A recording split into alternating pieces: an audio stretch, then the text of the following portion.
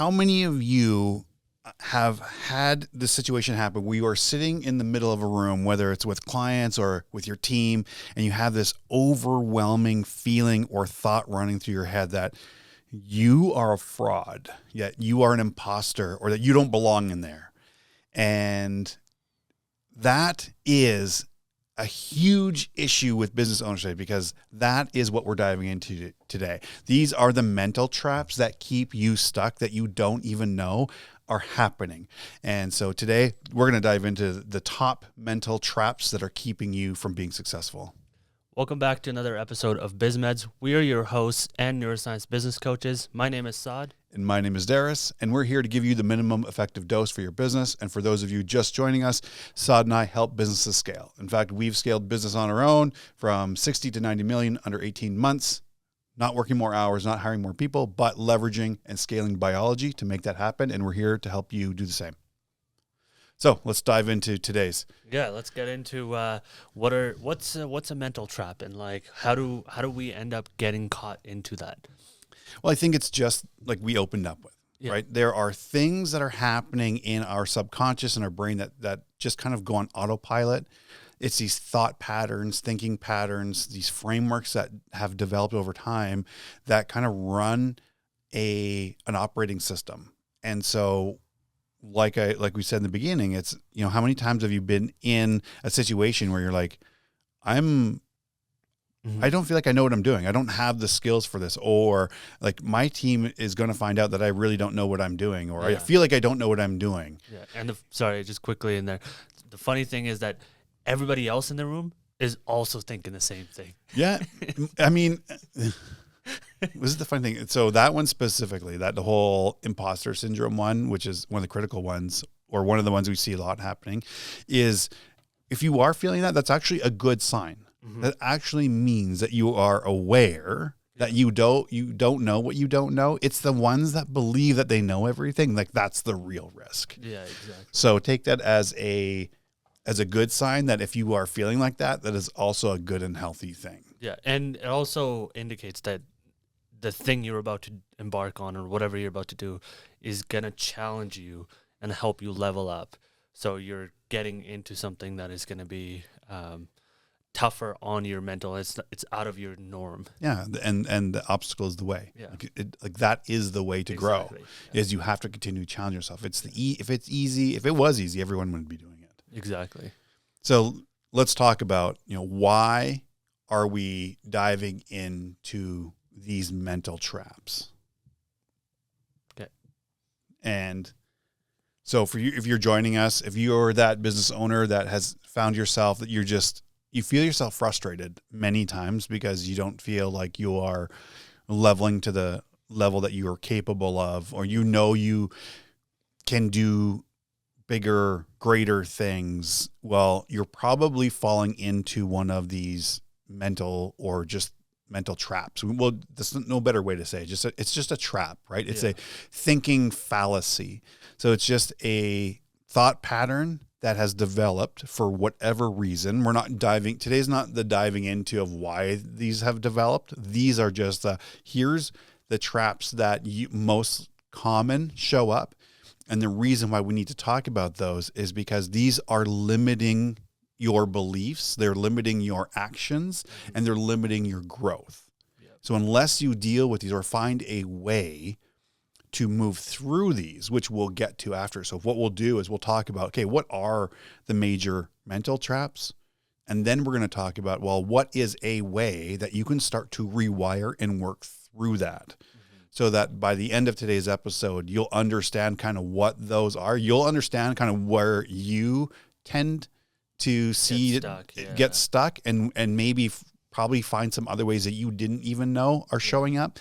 And more importantly, we're going to give you one of the tools, because we can't cover all of them, but we're going to give you one that's actually based in cognitive behavior therapy to help kind of understand what's going on, why that's developed, but then also the method to kind of help rewire that. Get out of the so you can start to get out of the way of yourself. Yeah, exactly. So let's kick it off. I mean, we'll dive into, and there's a list here. There's a few of them. So we'll go through and give as good examples, relevant examples as we possibly can. Yeah.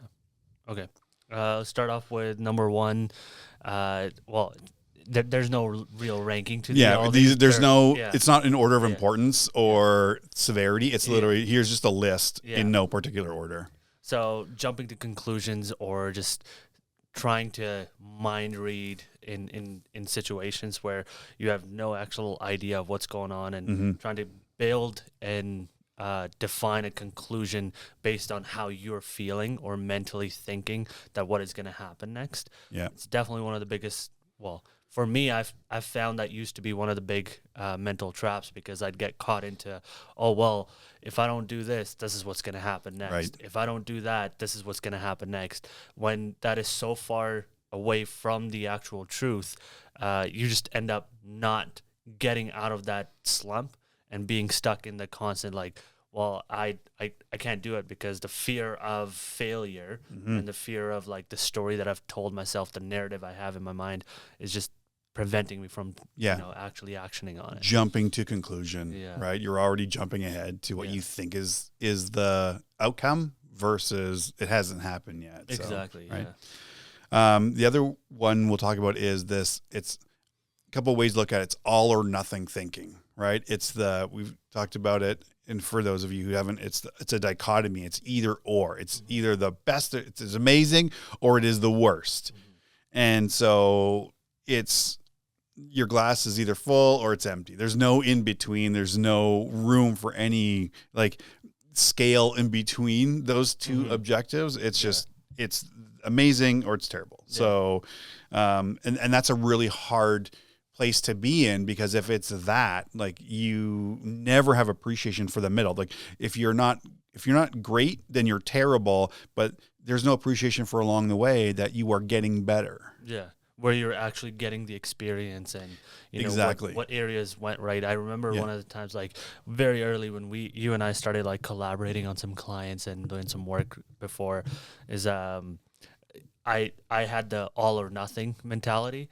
And I don't know if you recall, but like we had this like massive meeting, and right after I'm like, oh man, oh shit, like I just fucked it all up. And you're like, no, hold on 1 second.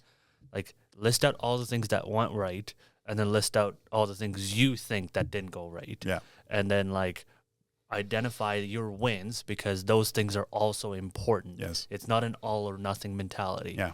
That's one that is a really useful way to help kind of like combat that a bit. Yeah. Exactly. So another one is blame. And this is funny because I find myself anytime, or like any of the clients we work with, anytime something goes wrong, nobody wants to take accountability. Oh yeah. It's just immediately like, well, it happened because of this, or this person was not pulling their own weight, and it's never looking internally on like what you could have done to help prevent that, or how did you not provide enough context to, it's externalization, right? You look for any way to not to assign responsibility. Yeah. Right. And you can externalize it too. You can say, oh, well, it's because of the tariffs. It's because of Trump. It's because of whatever. Yeah, exactly. Yeah. I remember working with somebody a long time ago, and there'd be a monthly process that we'd kind of have to do. And one time they forgot to do it, and it was their responsibility. At the end of it, in like a group setting, they're like, well, Saad forgot to remind me to do it. How's that my responsibility to remind you to do it? And it's like, hey, I need you to put it into my calendar so I can do the job that I needed to do. Yeah. It's like, how's that my responsibility? So yeah. Okay. So I think covering these, kind of trying to give as much context around these as much as possible. The next one would be personalization. That's where you take everything personally, right? And that's like, you're on a sales call and they choose not to move forward. You're like, well, it's all my fault. It's because of me. And versus maybe you just didn't have the skill to close the deal at that, or you didn't have the skill to correctly position the value, but you over personalize it, and it's kind of a little bit of that blame, right? But now you're assigning a layer of blame or improper kind of responsibility to it. Yeah. And so there's a, you know, Yeah. a difference between the two, but it's overly personalizing something that really is nothing. It's taking fault in something versus understanding how to improve. Yeah, you're not being critical about the the feedback. In a lot of these things, you'll notice there's a differentiation between like feelings, emotions, and reality. Yeah. Right. And so that will be a common thread through a lot of these. Yeah. Yeah. Another one is kind of, it's fortune telling. It's similar to the first one we were talking about. It's just trying to always know what the future holds. And for this one, like a good example is where we were talking about a couple episodes ago about how AI will take away everyone's jobs, like right? That type of stuff. Yeah, it's always good to. So there's two sides of the fortune telling. It's always good to have foresight, but if you're fortune telling yourself that oh, you know what, the second AI comes, I will be redundant. I won't have anything to ever do again, and I will be useless. Like, you're building this narrative in your head that whatever you're working towards is going to be replaced, and you'll have zero value to add. Yep. Instead of like doing the opposite. It's like, how can I better prepare, and what can I do to stay ahead of the curve? What it came to mind actually is when you look at a lot of these, you'll start to understand, or hopefully by the time we go through this list, you'll see a very common thread through all of it and what it actually means. So the next one is kind of like emotional reasoning. And this one we see a lot, right? So especially around emotions, and that's where you're mistaking feelings and emotions for facts. And what I have experienced is people with higher anxiety, like this is more prevalent in people with higher anxiety levels, is because they feel something, they immediately start to interpret it as reality. And that's a very dangerous game to get in, because you mistake reality, you mistake what you're feeling for the reality, and then you start to do things that are actually not based in reality because of a mental trap. Yeah. Right? Yeah. And we're not saying you can't feel things, right? That's not what we're saying. It's that when you start to mistake those feelings for what reality is. Yeah. Yeah. So I know we just talked about blame, but there's a following one, which is labeling, that comes after the blame. Like, the second you start blaming somebody for something that went wrong, you're like, well, that person's an idiot. Or if you blame yourself, you're like, well, I'm an idiot and I'm a failure because I couldn't do this right. And now you're self kind of discriminating and like bringing your own morale down. Yeah, based on, it becomes a self-fulfilling prophecy. Yeah, exactly. Yeah, I mean, you're manifesting your own failure. I just had to go there. What we're hoping that is, as you're listening or watching this, and you start to hear these, you start being able to understand, or maybe have awareness where these things are popping up for you, right? And these are the things that are happening that, like we said in the beginning, are happening usually without you really even knowing. Like, they're just happening in an instant. Like, your brain just boom goes to a story, it runs the operating system, and we have to understand these and what they are, so you can start to then have awareness of when they do show up. Like, oh, hold on, that is a mental trap. Now I got to tread lightly here. All right, so then there's demands, and that's basically like putting a lot of rigid or inflexible demands on your thinking. Like, when you start saying shoulds or musts a lot, right? Oh, well, they should have known not to do that thing, or they should have known not to ask the question of that client, or whatever it is. It's like, okay, that's going to be a mental trap. Yeah, because there's a whole layering of beliefs and stuff that are behind that are probably not reflective of reality. Exactly. Right? Yeah. I'm kind of guilty of this one. It's just minimization of contributions. Okay. Or just like what what type of role somebody plays into a solution. I find myself like a lot of times unblocking a lot of roads and finding the solution, and then I may not actually action on it, but opening up that door and like finding that whole solution is something I'll do, and I'll be like, that wasn't the hard part. It's actually doing the work that was the hard part. And I'll just minimize it and say like that was the least value effort. But it might be easy for me. The team that's actually doing the work could have never thought about that. So I have a lot of times this like self-narrative where I'll tell myself, it's like, you know what, whatever I did was like, that was the easy part, you know, and you end up constantly telling yourself, and then you take away from the gratification and the win that it's actually meant to be. Yeah.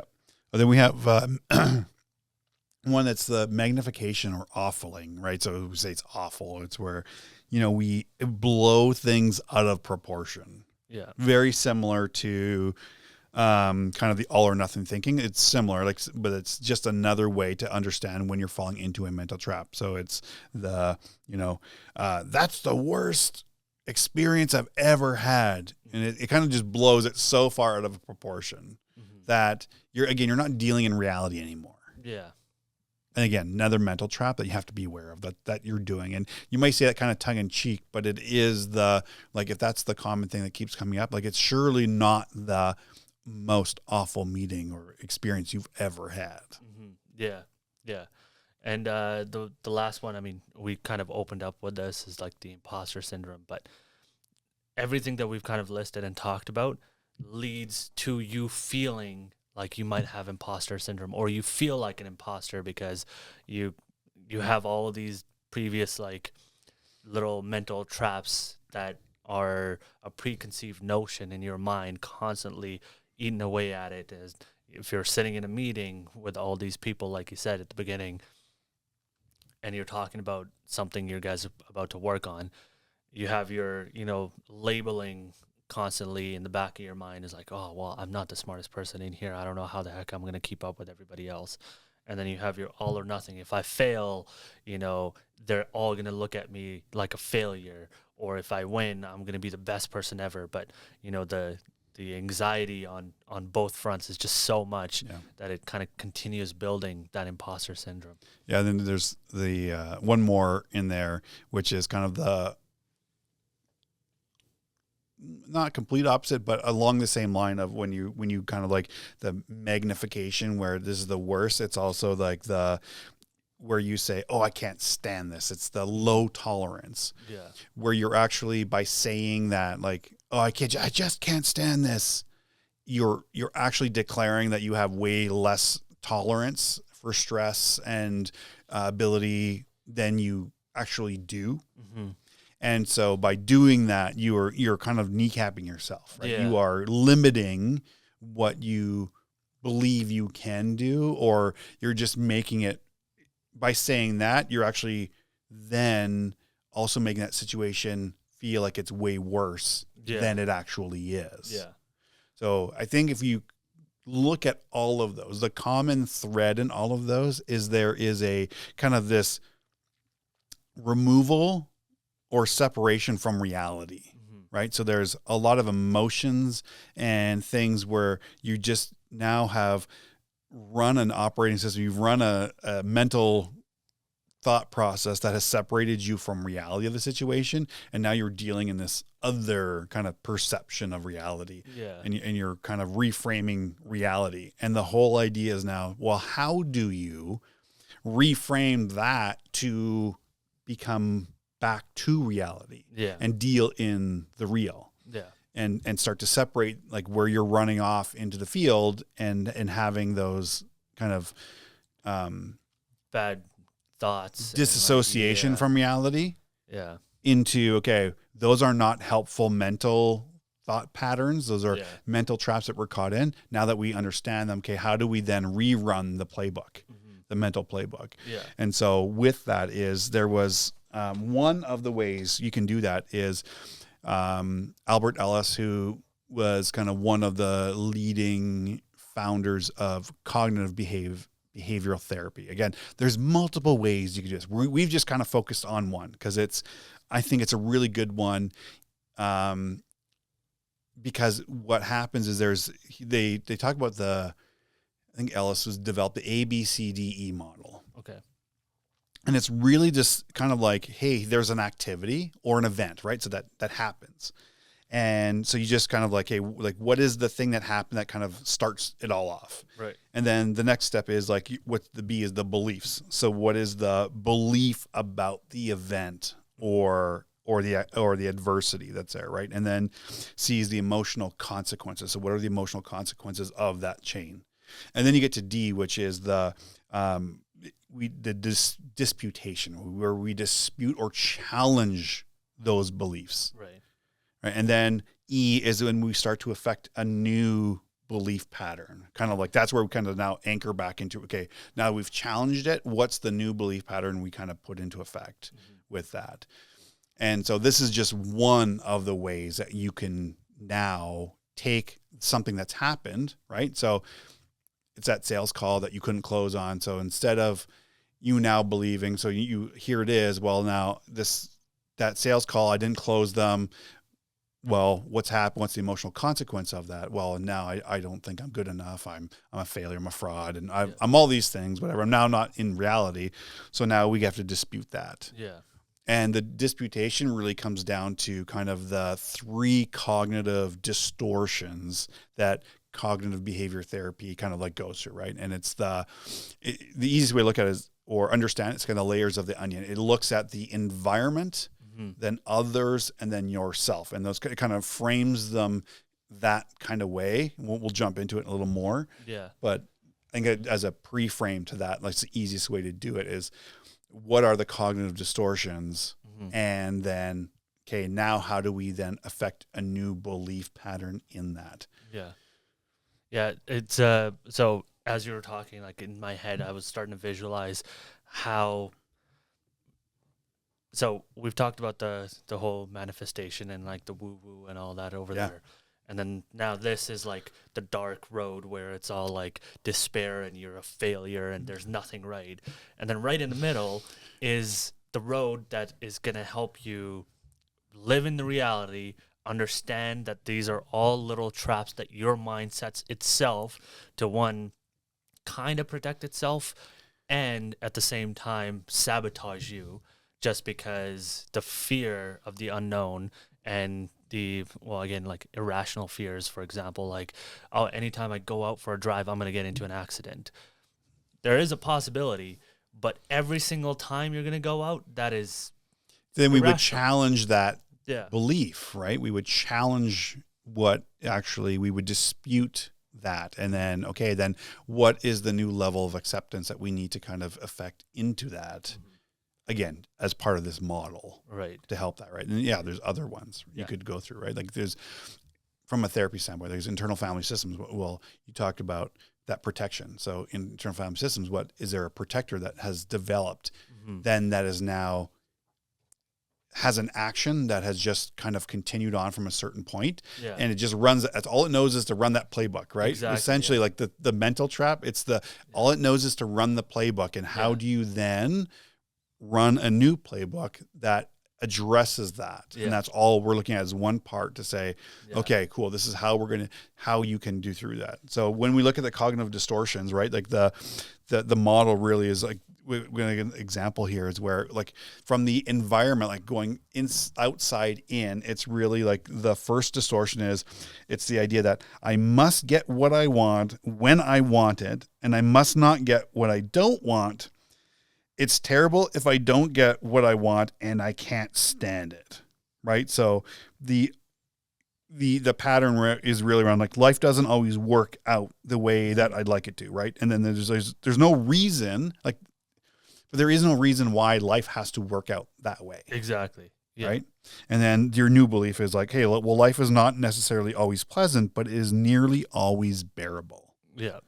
So it's kind of like working on the outside. And that's just an example of how, from an external standpoint, right? So that's the first cognitive distortion is like from an environmental standpoint. So and that's helpful if you're dealing with your team, yourself, no matter what. Because essentially, as a business owner, you're now going to have to, once you understand what's happening and these mental traps, like this is happening with your team as well. And now, as you begin to upskill in this, you now have to coach them on how to do this. Yeah.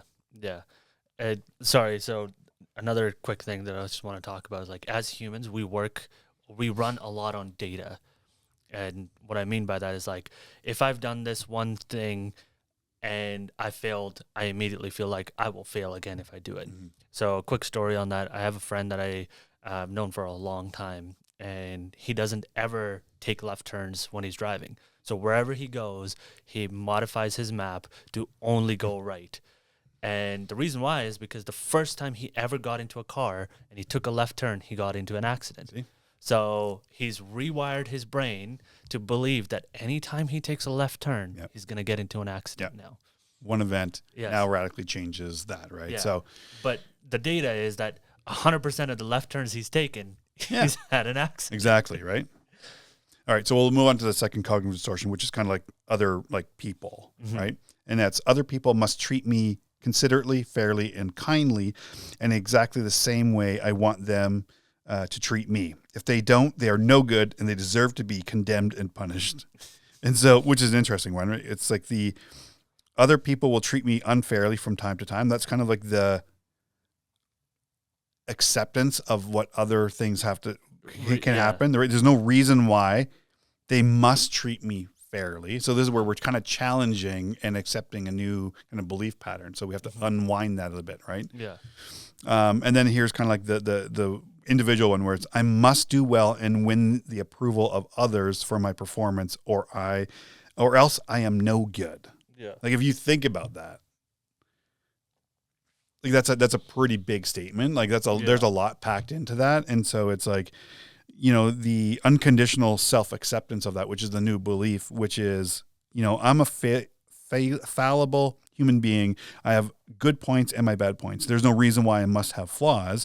Despite my good points and my bad points, I am no more worthy and no less worthy than any other person. So that's where you kind of like look at like, what's a cognitive distortion? And then what's the new kind of belief that you have to kind of instill, because you've challenged that. Okay, well, why is it that you have to feel like everyone must love and accept you? Well, they don't. Okay, well then what is the belief pattern that we now need to affect, that you are a fallible human being? Everyone's a fallible human being, right? Okay, cool. Flaws, Now you can work through that. So it's kind of that same process. Again, it's not going to be as in depth, but hopefully now, like, you understand as you're listening to this, that there are ways through these mental traps. Like, and the first key thing is understanding that there are mental traps there, that you're running them. Most of the time you don't know you're running them because they just seem normal all the time. And you've never been challenged on it. You've never had the awareness. And what we're doing is bringing that awareness to help you realize this is what's happening. These are the things that are unknowingly holding you back. They're running playbooks that are counter to your success. And there are additional ways, this is just one of them, that you will now have to challenge those beliefs and then instill new ones to help you run a different playbook. And you're not gonna hit it 100%. Just because you do that once, you're not gonna hit it 100% right out of the park. You're going to fail, but new belief set is that that's okay. Yeah, that's part of the learning process. Yeah. So.